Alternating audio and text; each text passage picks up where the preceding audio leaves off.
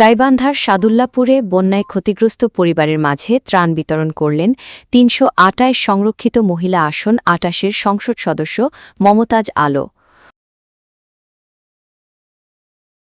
সবার আগে সঠিক খবর পেতে ফেসবুকে সারা বাংলা সংবাদ পেজটিতে লাইক ও ফলো দিন এবং ইউটিউবে সারা বাংলা সংবাদ চ্যানেলটি সাবস্ক্রাইব করে সাথেই থাকুন অথবা ভিজিট করুন www.sarabanglasongбад.com। ধন্যবাদ। ২৯ জুলাই বুধবার দুপুরে উপজেলা পরিষদ হলরুমে উপজেলা প্রশাসনের উদ্যোগে নদী ভাঙন ও প্রাকৃতিক দুর্যোগে ক্ষতিগ্রস্তদের মাঝে এ ত্রাণ সামগ্রী বিতরণ করা হয়।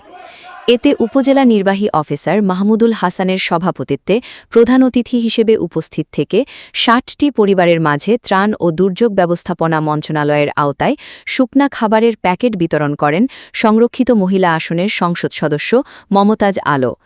এ সময় জেলা পরিষদ প্রশাসক ও গাইবান্ধা জেলা বিএনপির সভাপতি অধ্যাপক ডা মইনুল হাসান সাদিক, উপজেলা প্রকল্প বাস্তবায়ন কর্মকর্তা মইনুল হক, সাদুল্লাপুর থানার অফিসার ইনচার্জ সহ বিভিন্ন দপ্তরের কর্মকর্তা ও উপজেলার রাজনৈতিক নেতৃবৃন্দ, বিভিন্ন প্রিন্ট ও ইলেকট্রনিক মিডিয়ার সাংবাদিকবৃন্দ ও স্থানীয় গণ্যমান্য ব্যক্তিবর্গ এ সময় উপস্থিত ছিলেন।